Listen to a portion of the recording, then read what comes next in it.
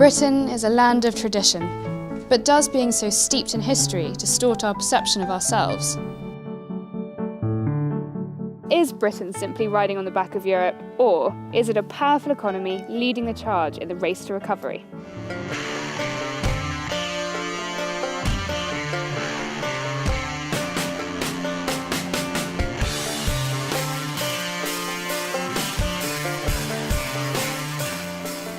Roger Bootle put the global powers in the running through their paces, zeroing in on Britain's position in a shifting Eurozone.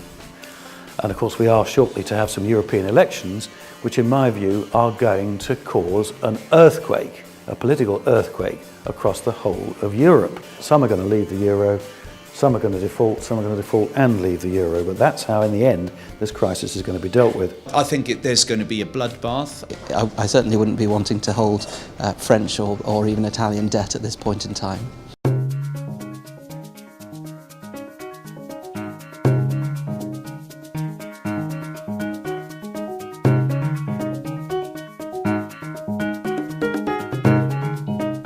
But is the UK showing good enough form to succeed on its own?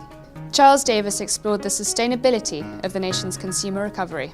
I think the global backdrop for the UK is increasingly good, with inflation being less of a concern this year. But there are still pockets of underutilisation, underemployment still exists. At the same time, there's also pockets of skill shortages starting to emerge. That's going to be something that I thought the Bank of England will watch quite closely, because if we start to see greater skill shortages, we start to see pay growth accelerating, that's when they might, I think, start to look at raising interest rates. And that, alongside the fiscal tightening that the next government's going to have to do, is one of the factors that I think that will constrain growth. The way that the UK is growing at the moment, I think any rises in UK base rates, that will only happen once we're assured that the UK economy is actually growing itself.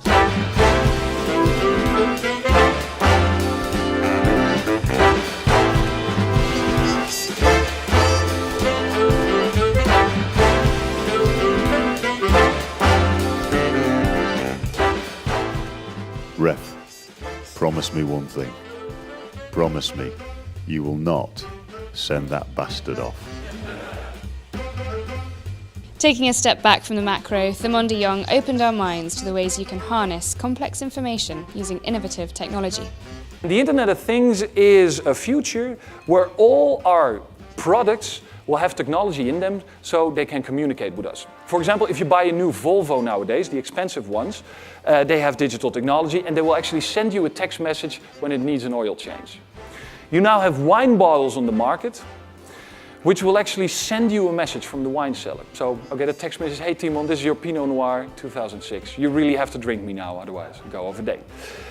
That is called the Internet of Things, and McKinsey, Gartner, Cisco are expecting that this will be about a $10 to $20 trillion business in 4 to 5 years.